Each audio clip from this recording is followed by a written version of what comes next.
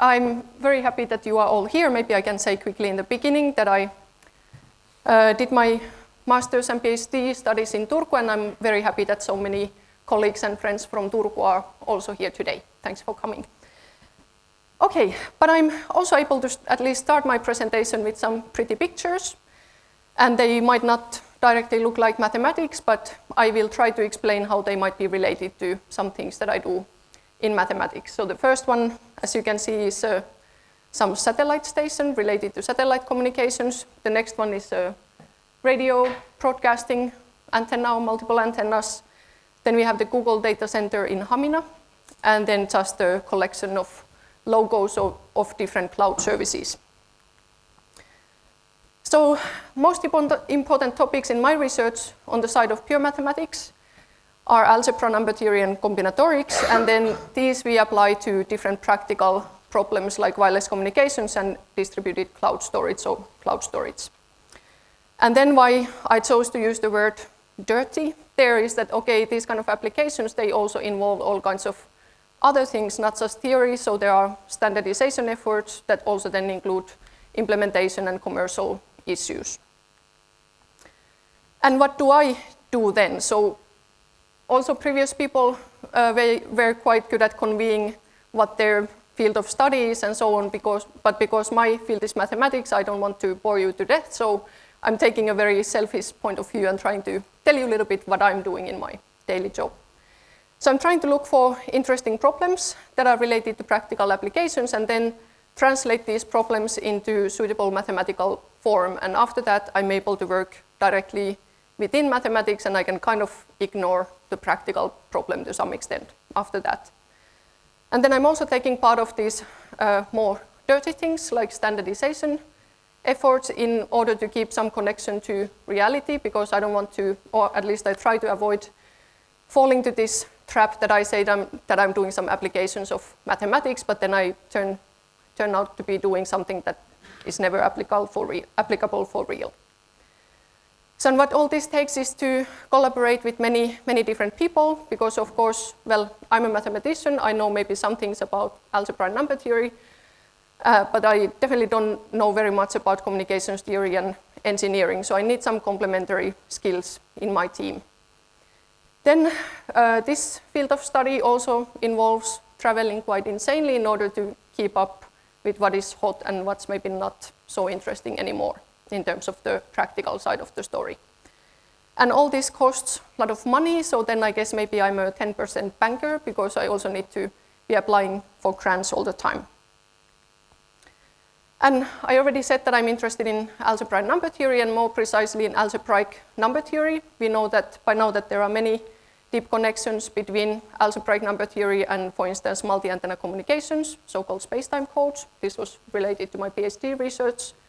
And then what we can do there in terms of using algebraic number theory is that we can optimize, well, first of all, we can construct codes for these kind of purposes when we want to communicate between, say, operator and a mobile phone. Then we can do optimization, we can reduce the complexity, and we can discuss security aspects and so on. Then also more recently, combinatorics has been stepping into the picture, but that's really not my own field, so I have been lucky to get good people in combinatorics to my team. And within combinatorics, we are working on distributed storage systems. So you have all heard of, for instance, Facebook and Dropbox and Google and so on.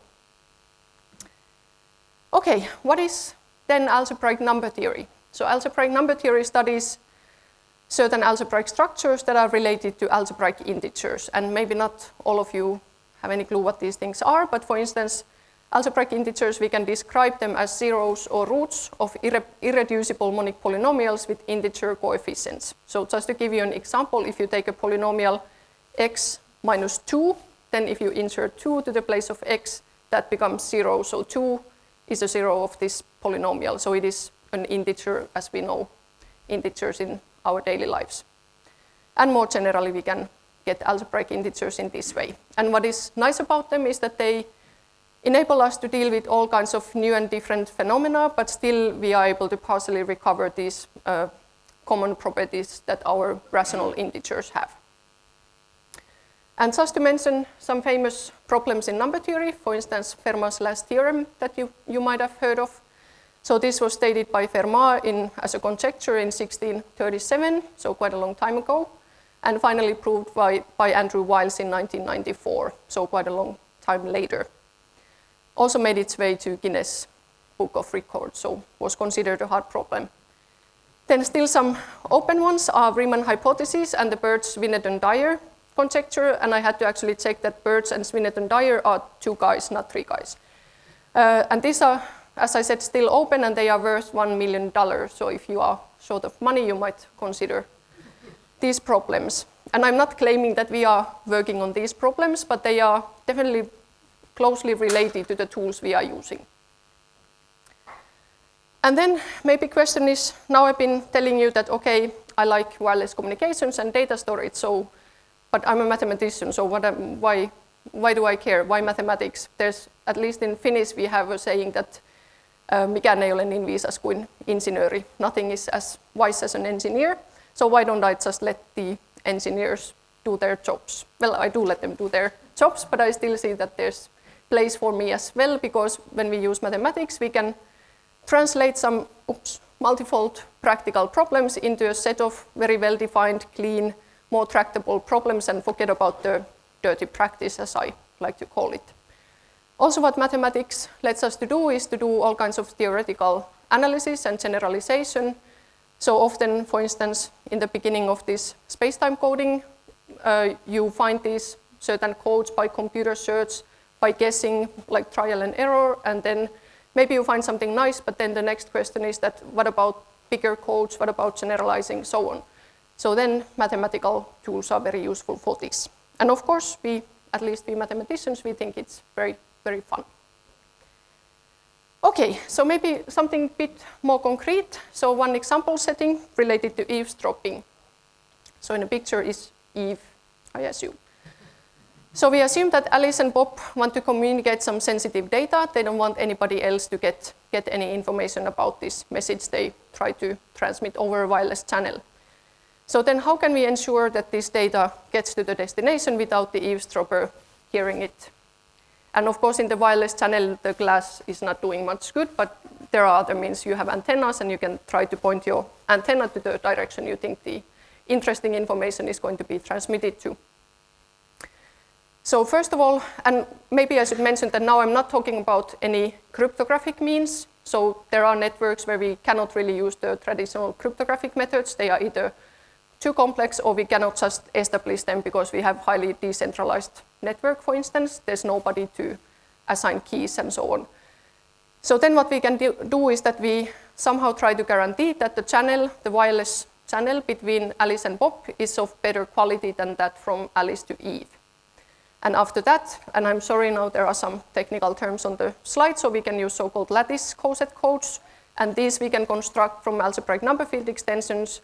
And after that, the optimization to some extent boils down to minimization of some inverse norm sum that kind of embeds a lot of arithmetic data from these number fields, for instance, related to class number formula, if that's familiar to you. Okay, so now I started with this very practical problem, and on the last lines, I have a clearly mathematical sounding problem. So are we done? Then, of course, one has to think about many things after this. So what if this channel assumption that Alice and Bob have better channel than between Alice and Eve? What if this is not satisfied? Can we guarantee that it will be satisfied? What are the consequences? Even if we do have this channel, then what does this mean in terms of Bob? Does he possibly have to wait longer for getting the message? Is the message quality somehow degraded? Because typically there's no free lunch in this kind of communication settings. And then in general, this so-called physical layer security, as opposed to cryptography, has this kind of a nuisance that we have a positive probability for the eavesdropper to actually decide correctly on the received message. And then it's a fair question to ask if this is acceptable. And I'm not trying to provide answers to these questions now. They are just here to provide a bridge to standardization. So kind of slightly changing the topic now. So all these kind of awkward side questions, in addition to the nice mathematical theoretical questions, are one part of standardization. You try to provide a satisfactory answers to these kind of questions and also to somehow maximize compatibility and interoperability between different techniques and systems. So more formally, a standard is just a set of established norms, requirements in regard to some given technical system. For instance, digital video broadcasting, you can consider how should we do this from the operator if the receiving device is a handheld device, for instance, mobile phone TV. And what is usually produced after such a standardization process is hundreds of pages of formal documents, and these will then give you the criteria and practices that you should use should you decide to do this kind of broadcasting. And okay, in the worst case, these just remain as these boring documents, but then they also can become mandatory. For instance, a government will adopt this kind of policy for video broadcasting. And so I was involved in the next generation handheld digital video broadcasting standardization, and that ended up or is used, or at least the previous for terrestrial transmissions is heavily used in Europe and also elsewhere. And then this brings me to main challenges in my work. So then, okay, I'm not working on the Riemann hypothesis, so there are maybe more than me and a few other people who actually know enough to consider these kind of questions. So what it means is that the main step is to first find interesting enough, but also feasible enough problems to consider. And then there is the high risk that also somebody else actually came up with the same problem, so you are in a constant hurry if you want to publish anything. So you need to be quick. And then, of course, it's an interdisciplinary subject, so we need many different skills. So then you need to either take the time to learn yourself all the time, or you need to recruit good people, and this is also not always easy, but I've been luckily very, very lucky in this.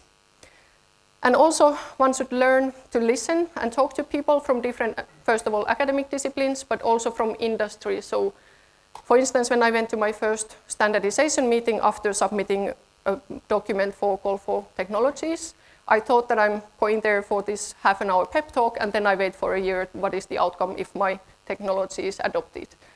But no, when I tried to tell them about cyclic division algebras and nice maximal orders and non-vanishing determinants, they were like, and then after a while I realized that either they cannot understand because they don't have the mathematical toolbox, or even if they might understand, they just don't care. So you need to learn to talk to people in the language that they appreciate and formulate things so that everybody can keep up the interest and also understand what you're saying. And also for me, it was very difficult to understand these people, industrial people in the beginning, but now I've learned to do that better, and luckily I have friends, colleagues at the electrical engineering school that also helped me in all this. Okay, then almost in the end, but not quite, I also wanted to share with you what I think is are the best things about getting tenure. So of course, self-evident is the feeling of security. So I started my PhD in 2004, and since then I have had way more than 20 different contracts. Okay, it's not so long time, it's 10 years, but it's still on average 2 per year, so it's quite a lot. So there is insecurity. For instance, I was sometimes working 3 weeks into the month without knowing if I'm going to get the salary that month. So that was the reality at some point. And also, of course, better salary, not getting these PhD grants or postdoc grants or whatever, but an actual salary. So thanks to Tuula and everybody for that.